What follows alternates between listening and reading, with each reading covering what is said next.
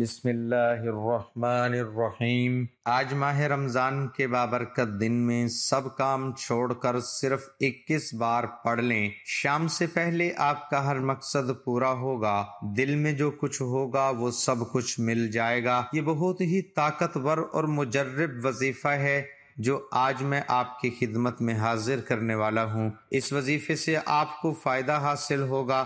اللہ کے ناموں میں بہت بڑی طاقت اور اثر ہے۔ یہ سارے وظائف کا بادشاہ وظیفہ ہے۔ فقیر بھی پڑھے گا تو امیر بن جائے گا۔ محترم ناظرین، اس چھوٹے سے عمل کو کرنے سے آپ کو بہت فائدہ ہوگا۔ اس عمل کو کرنے سے آپ گمان بھی نہیں کر سکتے کہ آپ کے رزق میں اللہ تعالیٰ بے انتہا برکت اور رحمت ڈال دے گا۔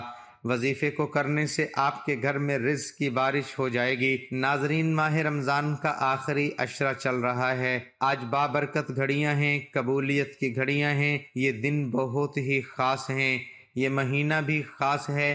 حدیث کے مطابق رمضان کے 3 عشرے 3 مختلف خصوصیات کے حامل ہیں۔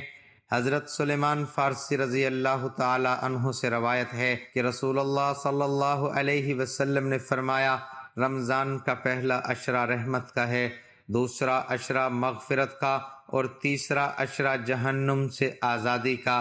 یوں تو رمضان کا پورا مہینہ دیگر مہینوں میں ممتاز اور خصوصی مقام کا حامل ہے، لیکن رمضان شریف کے آخری 10 دنوں، آخری عشرے کے فضائل اور بھی زیادہ ہیں۔ نبی اکرم صلی اللہ علیہ وسلم رمضان کے آخری عشرے میں عبادت اور اطاعت، شب بیداری اور ذکر و فکر میں اور زیادہ منہمک ہو جاتے ہیں۔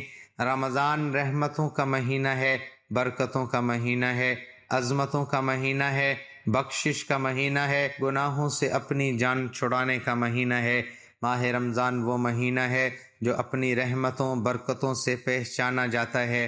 اس مہینے کو تمام مہینوں سے افضل قرار دیا گیا ہے۔ اس مہینے میں ایک رات ایسی موجود ہے جو 1000 راتوں سے افضل ہے۔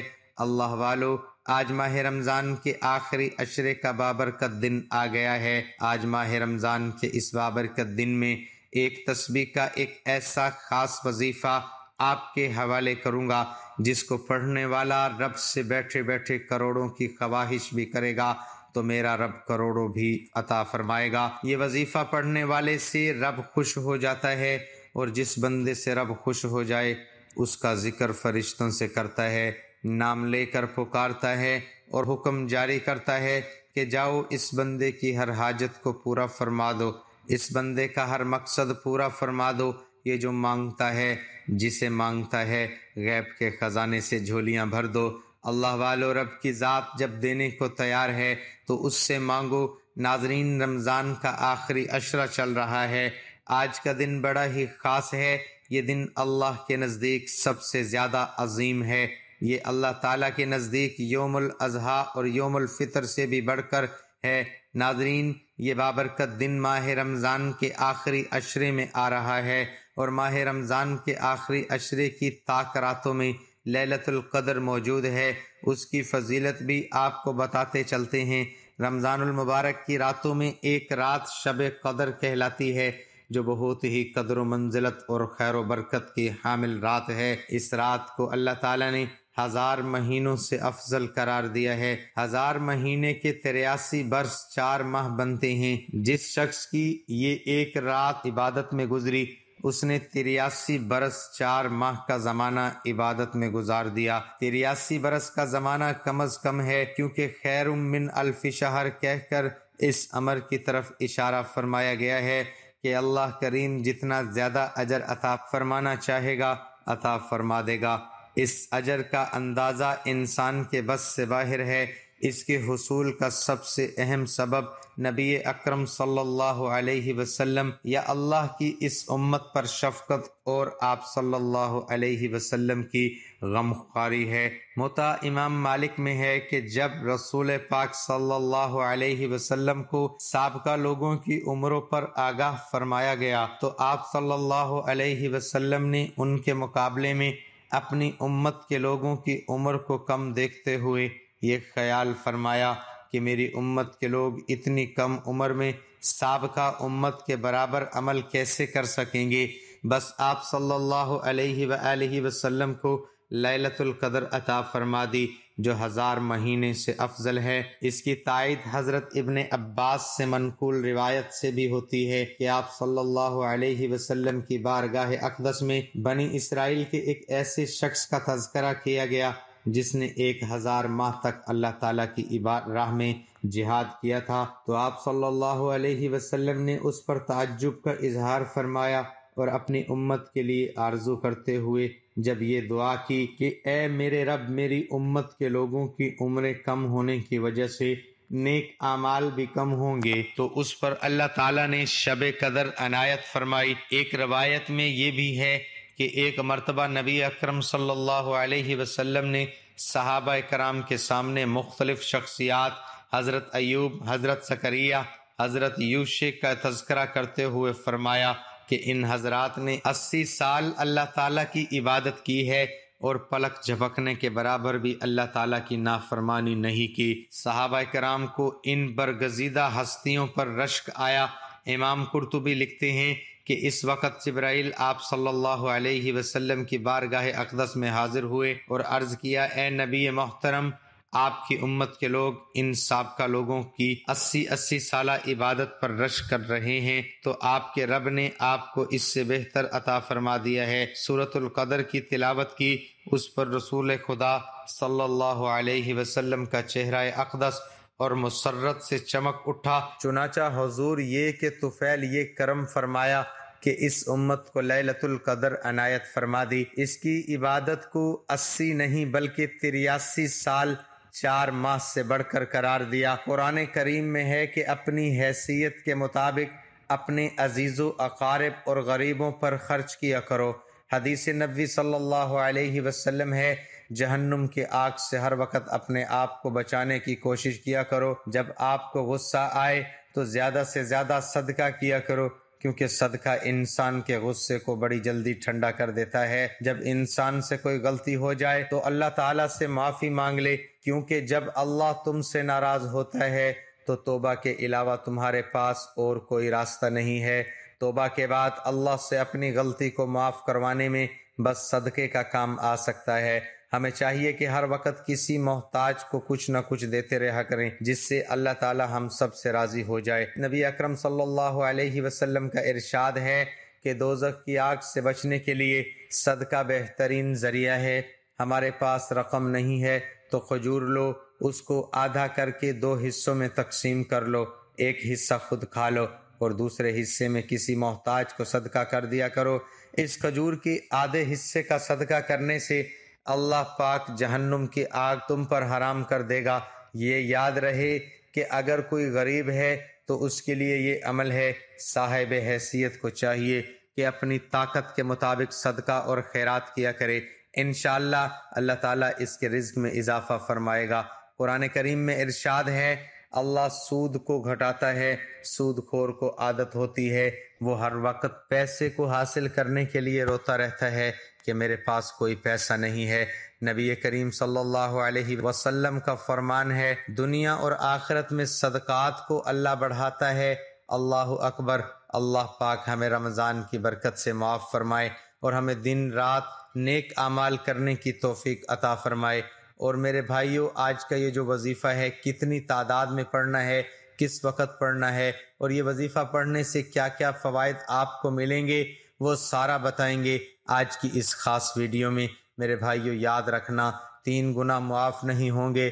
حضرت ابن عباس رضی اللہ تعالی عنہ سے روایت ہے کہ نبی اکرم صلی اللہ علیہ وسلم نے فرمایا کہ اللہ تعالیٰ بندے کے 3 قسم کے گناہ معاف نہیں کرے گا۔ ان گناہوں کے علاوہ جس قدر گناہ ہوں گے ان کو معاف کر دے گا، لیکن ان 3 گناہوں کو کبھی معاف نہیں کرے گا۔ وہ 3 گناہ کون سے ہیں؟ اللہ تعالیٰ کے ساتھ کسی کو شریک ٹھہرانا، دوسرے نمبر پر جادو کرنا ہو یا کروانا ہو، تیسرے نمبر پر اپنے مسلمان بھائی کے ساتھ حسد کرنا، اور جو پہلا ہے کہ تشریک کچھ اس طرح سے ہے کہ اگر کوئی آدمی اپنے گناہوں سے توبہ کیے بغیر مر جاتا ہے تو اس کو معاف نہیں کیا جائے گا۔ ان کے گناہوں کے علاوہ جتنے گناہ ہوں گے اگر اللہ چاہے گا تو معاف کر دے گا۔ شرک اور اس قدر سنگین جرم ہے کہ شرک کرنے والے آدمی کا کوئی عمل قبول نہیں کیا جاتا۔ اسی طرح جادو جو ہے یہ وہ بدترین گناہ ہے جو آدمی کو ایمان سے خارج کروا دیتا ہے۔ حسد یہ ایسا زہریلا گناہ ہے جو آدمی کی صالحہ سال کی تمام نمازیں، صدقات اور دیگر عبادات ایک لمحے میں برباد کر دیتا ہے۔ لیکن آج کل کیا ہے، ہم کسی اپنے بھائی کی اچھی گاڑی یا اچھا گھر یا اس کا لائف سٹائل دیکھتے ہیں تو ہم حسد کرنا شروع کر دیتے ہیں۔ ہم یہ کہتے ہیں کہ اس کے پاس یہ کیوں آیا ہے، اس سے جیلس ہوتے ہیں۔ تو کسی کی اچھی چیز دیکھ کر اپنی قسمت پر اس طرح مطلب کہ گلا شکوہ مت کیا کرو، اللہ سے مانگا کرو، اللہ پاک ضرور عطا فرمائے گا۔ جب آپ کا یقین اس قدر ہوگا کہ اللہ دے گا تو اللہ پاک ضرور اپنے بندے کو عطا فرماتا ہے۔ جب آپ کا یقین نہیں ہوگا، جب آپ وظائف کر رہے ہیں، نمازیں پڑھ رہے ہیں، آپ کو یقین ہی نہیں اس وظیفے سے مجھے کچھ ملے گا یا نہیں، تو پھر انسان کو جب یقین ہی نہیں ہوتا پھر اس کے وظائفوں میں اثر نہیں ہوتا۔ جادو جو ہے وہ ہمارے معاشرے میں یہ بھی ایک بہت بڑی گندی چیز ہے۔ تو جو اس سے جیلس ہوتی ہیں وہ کہتے ہیں کس طرح یہ چیز اس سے ختم ہو جائے، اس کے پاس نہ رہے، تو اس پر جادو جنات اس طرح کی چیزیں شروع کر دیتے ہیں۔ اس سے بھی کوشش کیا کریں، بچا کرو۔ انشاءاللہ اللہ پاک آپ کو اپنے حفظ و امان میں رکھے۔ صبح و شام سورۃ فلق اور سورۃ الناس کی تلاوت کر لیا کرو، اس سے بھی اللہ پاک آپ کو اپنے حفظ و امان میں رکھے گا۔ آج کی اس ویڈیو کو آخر تک دیکھیں۔ پیارے بھائیوں اور بہنوں، ہماری اول دن سے یہی کوشش رہی ہے کہ ہمارے چاہنے والے، ہمارے سننے والے 5 وقت کے نمازی بن جائیں، اور اس کے ساتھ اگر ان کی زندگی میں کوئی مسائل ہیں، پریشانیاں ہیں، رزق کی تنگی ہے، تو وہ ہماری ان وظائف کی مدد سے پریشانیوں سے نکل جائیں۔ اور اس کے ساتھ ہم آپ کو 5 وقت نماز پڑھنے کی تلقین بھی کرتے ہیں، کیونکہ کوئی بھی وظیفہ، کوئی بھی عمل اس وقت تک پورا نہیں ہو سکتا جب تک آپ 5 وقت کی نماز پابندی سے ادا نہ کریں۔ اسے آپ سچے دل کے ساتھ کریں، لیکن انشاءاللہ اللہ تبارک و تعالیٰ آپ کی ضرور سنے گا۔ پیارے ناظرین، اللہ تبارک و تعالیٰ کو اپنے بندوں سے بہت زیادہ پیار ہے، اس لیے اللہ تبارک و تعالیٰ قرآن پاک میں ارشاد فرماتا ہے کہ جب میرے بندے میرے بارے میں پوچھیں تو ان سے کہہ دیجئے کہ میں ان کے بہت زیادہ قریب ہوں۔ اس کے ساتھ ارشاد فرمایا کہ تم مجھ سے دعائیں مانگو، میں تمہاری دعائیں قبول کرنے والا ہوں۔ لیکن بہت افسوس سے کہنا پڑ رہا ہے کہ آج کے اس معاشرے میں ہمیں اللہ سے مانگنے کا وقت ہی نہیں۔ آج کل ہر بندہ یہی کہتا ہے کہ اس کے پاس وقت نہیں ہے، لیکن وہ پھر بھی پریشان حال رہتا ہے۔ پیارے بھائیوں اور بہنوں، اگر ہمیں اس دنیا میں رہنا ہے تو ہمیں زندگی گزارنے کے لیے کچھ نہ کچھ کرنا پڑتا ہے، لیکن اس کا مطلب یہ نہیں کہ ہم اللہ اور اس کے پیارے نبی حضرت محمد مصطفیٰ صلی اللہ علیہ وسلم کو مکمل طور پر بھلا دیں۔ اور ہمارا دین اسلام اتنا پیارا مذہب ہے کہ یہ کبھی ایسا درس نہیں دیتا کہ آپ صرف اور صرف اللہ کی عبادت کریں، یہ درس دیتا ہے کہ آپ دنیا کے ساتھ ساتھ دین کو بھی کمائیں، اور جو بھی مانگنا ہو صرف اور صرف اللہ کی ذات سے مانگے۔ پیارے بھائیوں اور بہنوں، آج سورۃ کوثر کا وظیفہ بتایا جائے گا۔ آپ نے اس عمل کو سچے دل کے ساتھ کرنا ہے، اور وظیفے کو کمپلیٹ کرنے کے بعد آپ کو جیسا بتایا جائے گا اس طریقے سے آپ نے اللہ پاک کے حضور سچے دل کے ساتھ دعا مانگنی ہے، اور اپنا مسئلہ، اپنی حاجت، اپنی تنگ دستی، اپنی پریشانی اللہ کی بارگاہ میں پیش کرنی ہے۔ پھر دیکھیں کہ اللہ پاک آپ کی کیسے سنتا ہے۔ پیارے بھائیوں اور بہنوں، وظیفے کی جانب چلتے ہیں۔ پیارے بھائیوں اور بہنوں، ایک روایات میں آتا ہے کہ صحابہ کرام بیان فرماتے ہیں، ایک روز نبی کریم صلی اللہ علیہ وسلم ہمارے درمیان بیٹھے تھے۔ اچانک نبی کریم صلی اللہ علیہ وسلم پر ایک نیند اور بے ہوشی کی کیفیت طاری ہو گئی۔ تھوڑی دیر بعد نبی کریم صلی اللہ علیہ وسلم نے اپنا سر مبارک اوپر اٹھایا اور مسکرانے لگے۔ صحابہ کرام نے پوچھا کہ اللہ کے پیارے نبی، آپ کس وجہ سے مسکرا رہے ہیں؟ آپ صلی اللہ علیہ وسلم نے فرمایا، مجھ پر ابھی ابھی ایک سورت نازل ہوئی ہے۔ پھر آپ صلی اللہ علیہ وسلم نے بسم اللہ الرحمن الرحیم کے ساتھ سورۃ کوثر کی تلاوت فرمائی۔ نبی کریم صلی اللہ علیہ وسلم نے پوچھا، ایسا کیا آپ کو معلوم ہے کہ یہ کوثر کیا چیز ہے؟ صحابہ کرام نے جواب دیا، اللہ اور اس کے رسول بہتر جانتے ہیں۔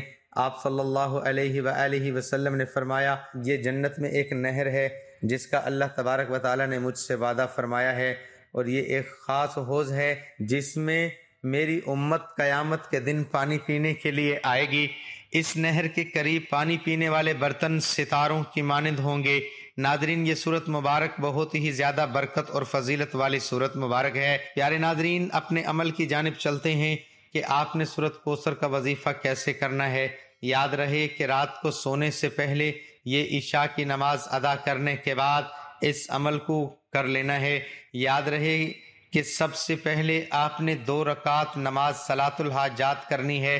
ان 2 رکعتوں میں آپ نے سورۃ فاتحہ کے بعد 11 مرتبہ سورۃ کوثر اور 11 مرتبہ سورۃ اخلاص پڑھنا ہے۔ اس نماز کو مکمل کرنے کے بعد آپ اپنی جگہ پر بیٹھے رہیں، یعنی جائے نماز پر بیٹھے بیٹھے 21 مرتبہ آپ نے سورۃ کوثر کی تلاوت کرنی ہے۔ 21 مرتبہ سورۃ کوثر پڑھنے کے بعد آپ نے اپنی آنکھیں بند کر لینی ہیں۔ آنکھیں بند کر کے اپنے اللہ تبارک و تعالیٰ کی کچھ دیر تک حمد و ثنا بیان کرنی ہے، اللہ تبارک و تعالیٰ کی بڑائی بیان کرنی ہے، اور یہ اپنے آپ کو باور کروانا ہے کہ اللہ کی ذات اتنی زیادہ عظیم ہے، اس کی بارگاہ میں ندامت کے چند آنسو لازمی بہائیں۔ اگر آپ کو رونا نہیں آ رہا تو کم از کم رونے والی شکل بنائیں، لیکن آپ جو بھی عمل کریں وہ سچے دل کے ساتھ کریں۔ آپ کی پوری کوشش ہونی چاہیے کہ اللہ آپ سے راضی ہو جائے۔ ناظرین، یقین جانیے کہ جب اللہ کی ذات بندے سے راضی ہو جاتی ہے تو پھر دنیا کی کوئی طاقت اس بندے کا کچھ نہیں بگاڑ سکتی۔ لہٰذا ہمیشہ اللہ سے مانگنے کا اپنا یقین بنا لیں۔ اللہ تبارک و تعالیٰ آپ کو کبھی محتاج نہیں کرے گا۔ اللہ تعالیٰ ہم سب کو اس پر عمل کرنے کی توفیق عطا فرمائے۔ تمام ناظرین سے گزارش ہے کہ کمنٹ باکس میں اللہ تعالیٰ کے 99 ناموں میں سے ایک نام ضرور لکھیں۔